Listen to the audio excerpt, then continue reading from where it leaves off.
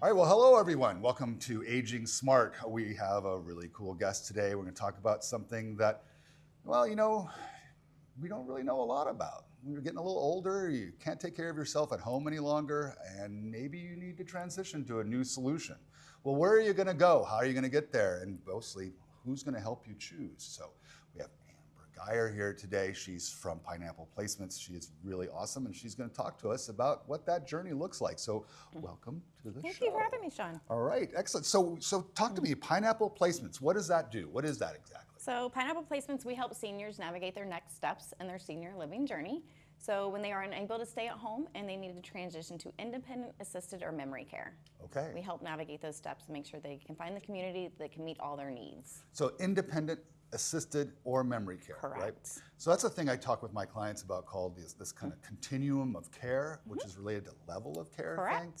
Thing. Guess you got one of the first things you do is, well, where do you need to go, right? Are you independent enough to be in an independent setting? Do you need more assistance? And there's this memory thing. So let's talk about that memory thing. Okay. Is that in an assisted living setting or? Yeah, what? so the only difference by Florida state law between an assisted living and memory care is a secured door. Okay. So they have the same rules and regulations, but if you do have that cognitive disability, dementia, Alzheimer's, whatever it may be, it's just a secure door, so the individual cannot leave the premises without an escort. Yeah, and as horrible as that sounds, that we're kind of keeping them secure, it's critical, isn't it? It's critical for safety. Sure. Yeah. For safety, absolutely. Don't want to come over and say, "Where's Dad?" Right. Yeah, that makes sense. That makes sense. So again, if I'm coming into this world, and let's say I'm talking about my dad, right? And he's getting a little older, and I'm kind of coming over and seeing him, and things are kind of starting to fall off the truck a little bit. He's not really doing his meals correctly. He's maybe messing up his meds. I'm helping him a little bit on that, but I'm not really good at that. Also, I work all day. And so we have a conversation with him, and he's like, "Hey, man, what do you think about a different option?" And he says, "Well, okay, what are my options?" I don't know what his options. Well, I do actually, because that's what I do for a living as an elder law attorney.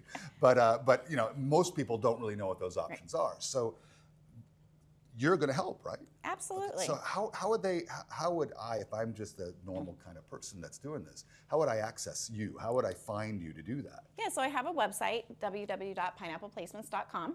Pineappleplacements.com, yeah. all one word. All one Okay, word, excellent, simple, excellent. easy. Good. So I drop into there, contact information is there for you and all of that? Contact information, and it actually gives you a brief understanding of the different levels of care. What is independent living? Good, What is good. assisted? Oh, nice, What is nice. memory care? And then it also talks about skilled nursing and private duty home care, just so you can get that general idea before we actually start our conversations. Very, very cool. Right, so private duty, so that's actually in a home care setting, right? Are you helping with any of that? In this I do. I situation? provide resources throughout the spectrum of healthcare, private duty, skilled nursing, elder law occurs, because you got to get all your steps in place to transition. Sure. And yeah, this is one of the things I just love about you is that you kind of understand that this is a group effort. It takes a village. It takes a village. Takes It's not a village. just one of us, Right. it's kind of all of us. Absolutely. And if you don't know something about it, don't be afraid to reach out and ask somebody who does. right? Absolutely. I'm a believer in you don't know until you go through it. Yep. Your best friend or somebody else, but Yep. until you're actually in that position, you don't really know what you're going through. So just to jump around a little bit, how long have you been going through it? How long have you been doing this? May will be 8 years that I've owned my company. Wow, 8 prior years, to very that, cool. I was a Medicaid case manager, so I've All been right. in the industry about 15 years. I do a lot of Medicaid stuff. I know. So That's when I first met you. That's like way back Many, in many the years day. ago. Way back in the day. So great. So you kind of been playing in this sandbox for a while. What was the thing that really got you into doing this kind of service, this kind of thing? What was the trigger? Yeah, no, I did work for corporations, but it was all just like head in a bed. I wanted that personalized touch. Right. My children never saw daycares, and we went through this process with loved ones ourselves. Right. And I wanted to be that resource. Nice. So it's all about that personal quality of touch and the one-on-one. Yep. I can see that. Similar story with me as well. Is that I just wanted to do something as a lawyer that wasn't in a courtroom, Right. that wasn't chasing after ambulances. I know, not that I don't have friends that do that, Right. okay, but that's nothing wrong with that. But that just never seemed really my particular jam, and I discovered this thing called elder law, where I can go into the world and help people and affect change, positive change in their lives, and do this every day. Right.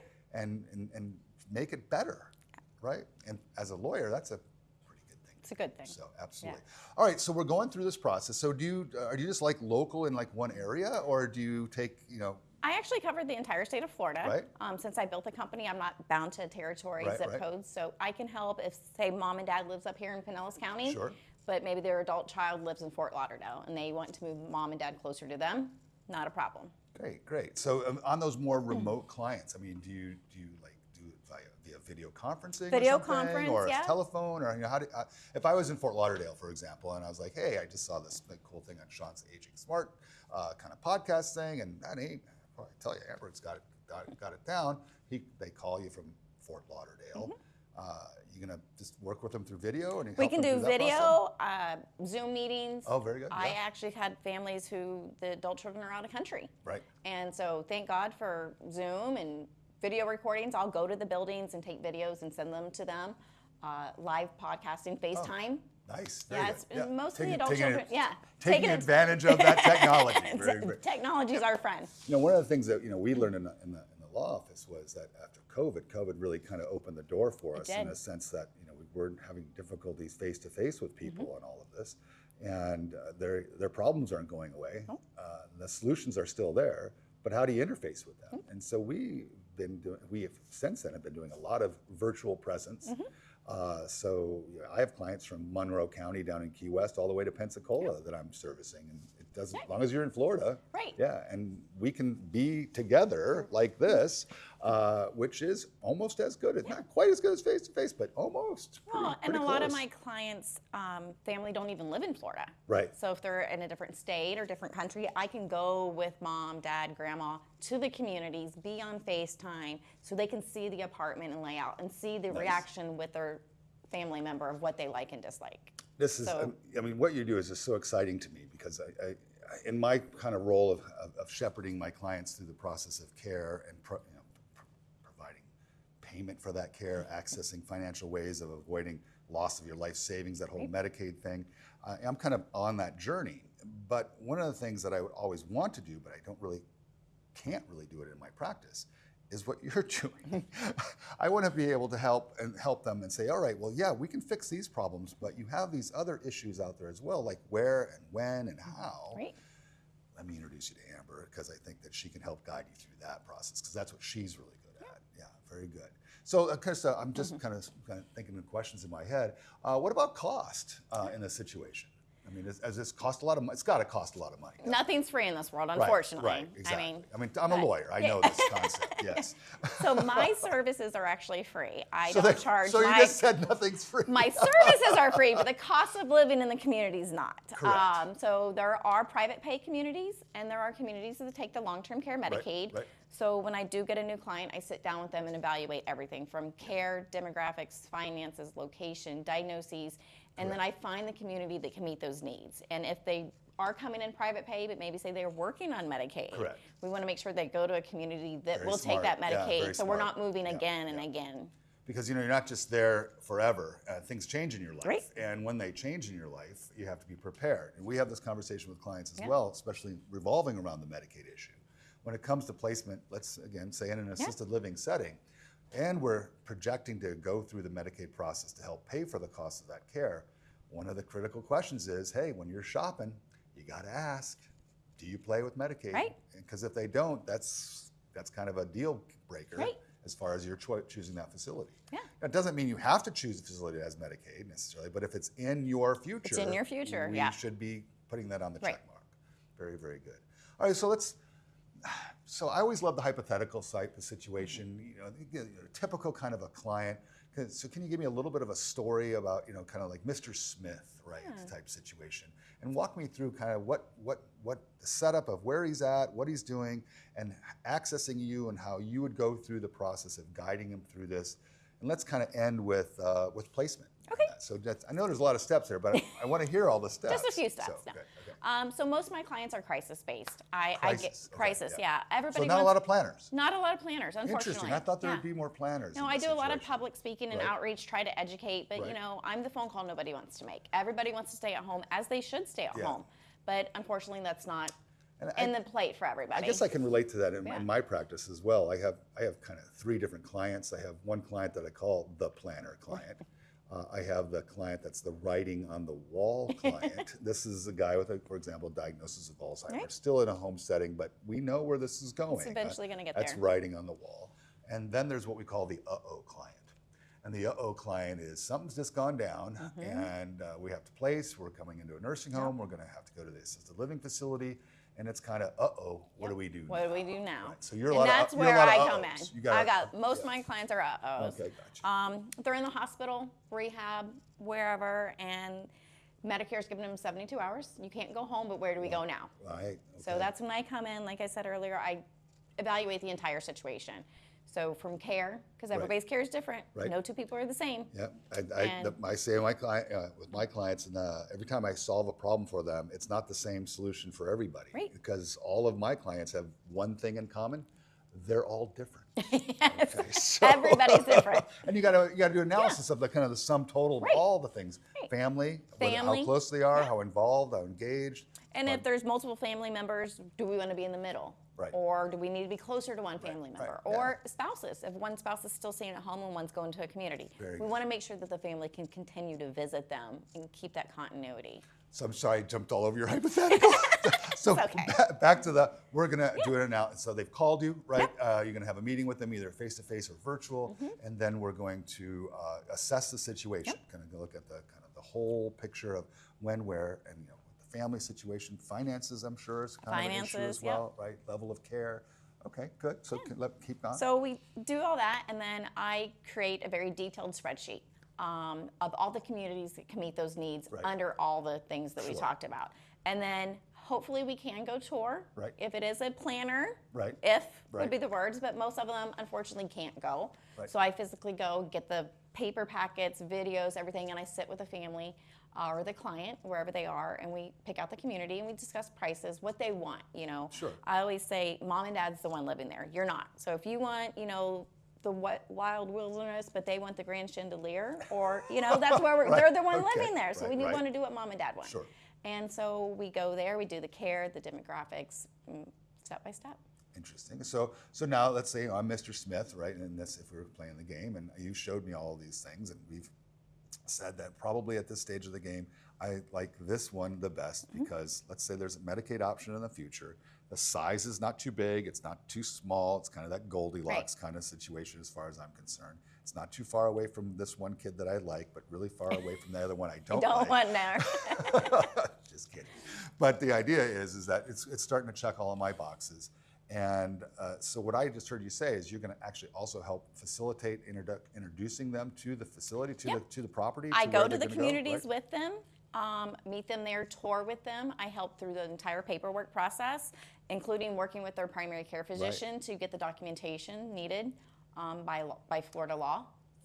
You have no idea how cool this is. I mean, this is amazing because most of them, a lot of my clients, not most, but a lot of them are just struggling with the issue of trying to find some place to go. And it's just, what do you do? And a huge amount of anxiety, a huge amount of stress. I want the best for my dad or my mom in this situation, or my spouse or whatever, or for myself if I'm the actual person. But what do I do? What do I do? So I kind of get in vapor lock in those kinds of cases. Ask somebody who does know, right? This is just absolutely okay. So I hear a lot, like when I'm doing health fairs or community service, I wish I would have known about you 2 years ago. Right. I wish I would have known about your services, Yeah. when I had to do that with my loved one. So once again, everybody doesn't know. So it's just getting the word out there to be that resource. Very, very cool. Okay, so look back to our hypothetical. So now you've introduced me to the facility. The facility kind of is being introduced to me. You may even go tour the facility in order to make sure that we're good. And then the next step, I guess, is kind of completing the process of Let's talk about like that because that's a big deal, It is. right? I mean, that last step, literally from your home into this assisted living setting, it's got to be a big deal. It's right? a I mean, big deal, psychologically, yeah. emotionally. For everybody, Right. not even for just the individual moving in, but the family. It's an emotional process. So being there, a lot of hand holding, comforting, Right. just letting the feelings come out because it is emotional, like you said. I can imagine. Right? And the paperwork's overwhelming. Fortunately, it is a contract like everything else. Sure, When sure. somebody hands It's you a a packet lease this plus big, plus. Yeah, exactly. So making sure that they understand what they're signing.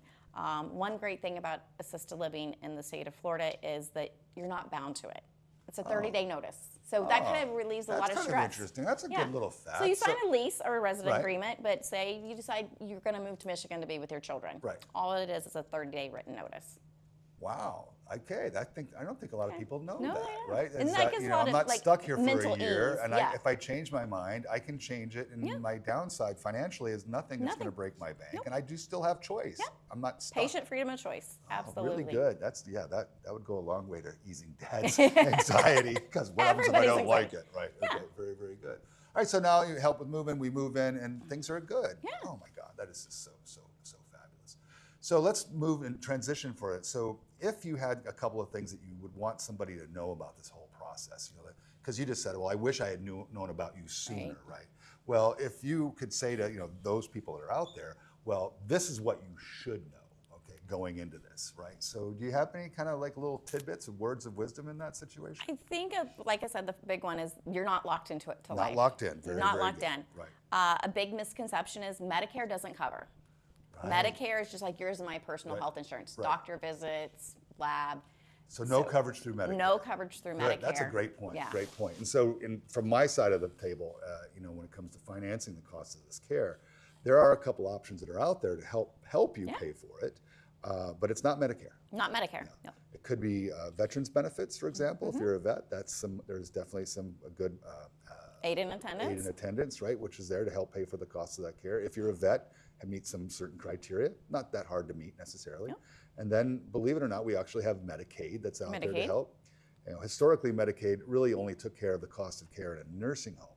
But I would say a couple of years ago, more, maybe 10, 15 years ago, states started basically experimenting with the Medicaid program to see if they could take care of people at a lower cost of care, because it's super expensive to be in a nursing home, and it's less expensive to be in assisted living. And if you're the state of Florida and you're trying to say, well, how do I make my dollar stretch farther? Maybe I can take care of somebody at this level, keep them from getting to the next level, and make it more cost effective. So Medicaid is definitely an option. I'm not sure many people even know that, though. Right. So when I was a Medicaid case manager, I was called a transition care manager. Oh, so cool. my whole role was to go into the nursing homes and find the residents who were not nursing home appropriate, who could go to assisted living. Nice. Right. Because the state is funding that. Yeah, and so there's a huge difference in cost. Interesting. So my whole role was to pull them out and get them in the least restrictive environment. Yep. But then also for care, you got private long-term care policies. Oh, that's another way. That's the Absolutely. golden ticket. Yeah, That's the The unfortunate problem with those is that not very many people have them. Yeah. So I get asked all the time, is long-term care insurance a good idea? And my answer is always yes. If you can afford it, if you have something to protect, if you're not too old, and if you're not too sick. So there's a lot of ifs. A lot of ifs. Yeah. Yeah. So if you're going that route, I don't sell long-term care insurance, obviously that's not my job, but it's maybe sometimes good to loop somebody like me in to help you make a choice as Evaluate to the what's rational, situation, as to yeah. what you should and shouldn't do. There are some very good plans out there called partnership plans that are excellent. It can reduce your premium to maybe make it more affordable. So yeah, insurance is great, just nobody has it. right. Yeah. It's costly. Yeah, exactly. Because I always say that if I was an insurance salesman, I could sell you life insurance all day long, because I'm pretty sure I can convince you you're going to die someday. But if I were ever to tell you, you're going to go to a nursing home someday, your answer would be, No. oh no, No, not me. not even Not a little me. bit, right? So that's a tough sell. So good. Anything else on that side of things? No. Okay. So, kind of a summary. You're not alone out there. If you have questions about how to do something, don't try to necessarily figure it out on YouTube. I guess you're probably watching on YouTube right now, or ChatGPT, which Don't is believe everything you read on the internet, right? don't- Reach well, out. Reach yeah, out for the professionals. And when I was in law school, decades ago, right? And I was going through a class called Research and Writing. And it's in the first semester that you go to law school. And you're there with the professor, and I remember very clearly, everybody's there, everybody's like, oh, we're in law school, yeah. And he's like, well, okay, so how are you gonna solve this particular problem? How are you gonna answer this question, right? And so we're like, oh, I'd go here, and I would go to this book, and I would go to Westlaw, and I'd look up it in this reporter, and I would do this. And so we all had the best, perfect answers. And he just looks at us, he goes, you guys are all stupid. What? Because we're all scared out of our minds that first semester. And I'm like, you're all stupid. The easiest way to solve or get an answer to this question is to ask somebody who knows the answer. So don't stress. Phone a friend. Phone a friend. Phone a friend. Absolutely. I'll be your friend. Me too. But the idea is don't think you're alone. Go out there, get good advice from people that know what they're doing, been there and done that, who is not their first rodeo. So I just want to say thanks. I Thanks hope for I having think me. that was really. I think we got some good information out there. Really good. All right. So this is Amber Geier from Pineapple Placements. What's the website? www.pineappleplacements.com. Excellent. And again, thanks for tuning in to Aging Smart. I'm Sean Scott. If you ever need any questions regarding Medicaid eligibility or elder law, look us up at virtuallawoffice.com and stay tuned for some more content coming up in 2 weeks. Talk to you later.